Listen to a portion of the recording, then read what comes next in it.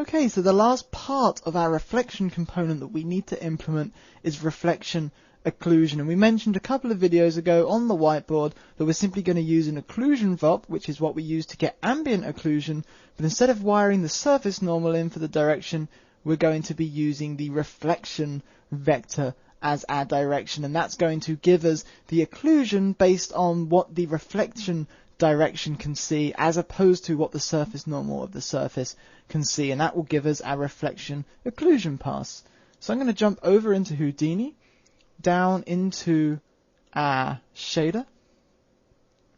Let's also minimize that down. Fantastic. And inside our shader, I'm going to create a new occlusion VOP, which I'm going to name reflection occlusion. And I'm going to give this a background color of white, just as we did with ambient occlusion. Now the important thing here is that I want, from our Fresnel VOP, the reflection direction to wire in and override the surface normal. So whereas before we were using the normal of the surface, we're now using the reflection direction based on the surface normal and where we're looking, that reflected vector. That is now what we're using to generate our occlusion pass.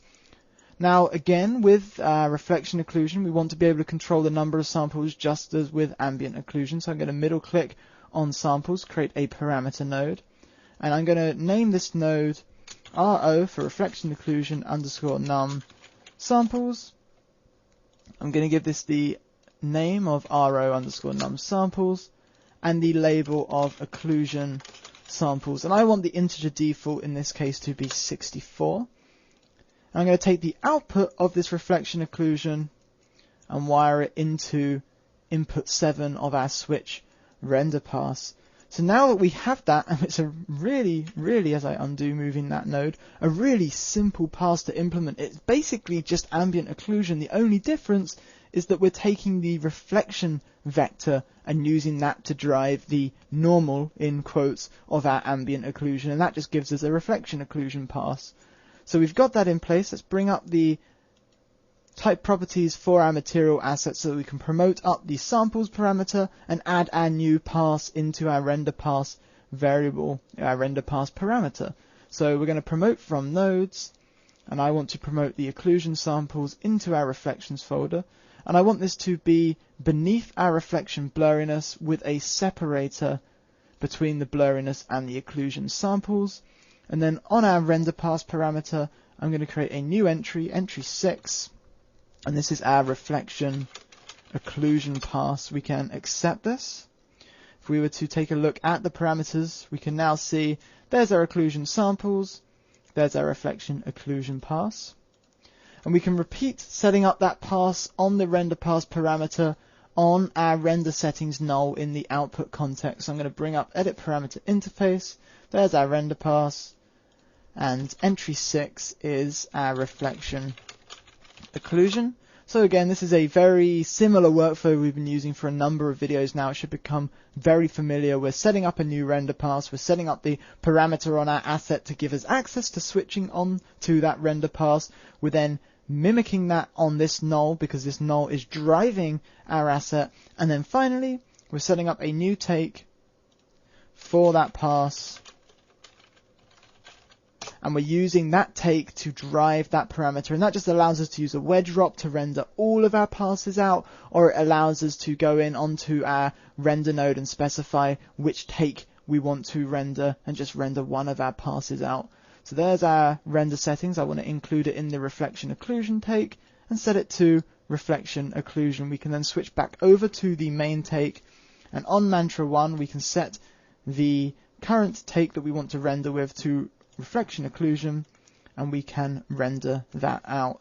Let's bring up the task manager because this is a ray tracing based render pass, so it's going to be slightly slower to render. We'll just give this a second to render.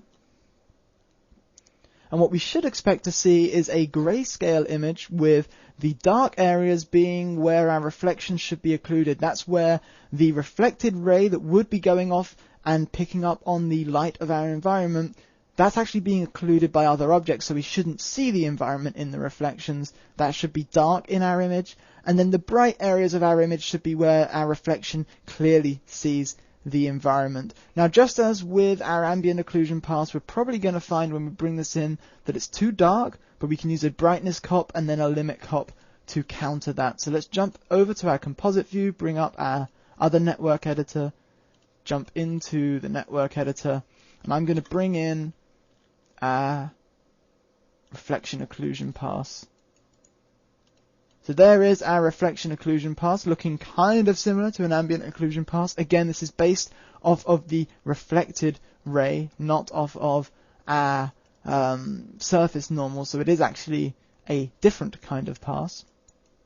So there's our reflection occlusion pass, and we can take this, we can see it is too dark, so I'm going to repeat the same workflow we used on our ambient occlusion earlier. I'm going to boost its brightness by 2, and then I'm going to run that into a limit cop just to ensure that we don't go above a value of 1, and that's just to make sure that we know we're dealing with a pass that should be decreasing the amount of our reflections. Therefore, we don't want a value greater than 1 that would be increasing the amount of our reflections. So we can now take our reflections that we've got so far, we can wire that into a new multiply, and we can attenuate those reflections with our occlusion. So this is what we had before, not looking very realistic. We're seeing reflections of the environment down here, even though we shouldn't be because our floor is in the way.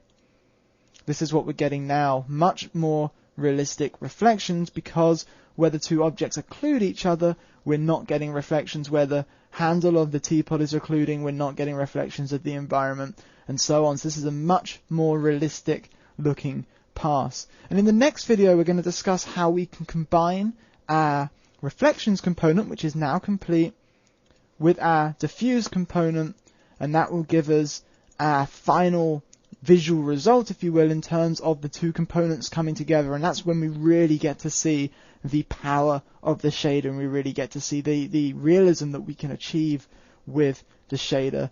But for now, that does conclude reflection occlusion, and that indeed concludes our reflection components. That's both the diffuse component and the reflection component of our shader now complete. So in the next video, we're going to begin the discussions over how we can balance our reflections and our diffuse. Thanks a lot, everyone.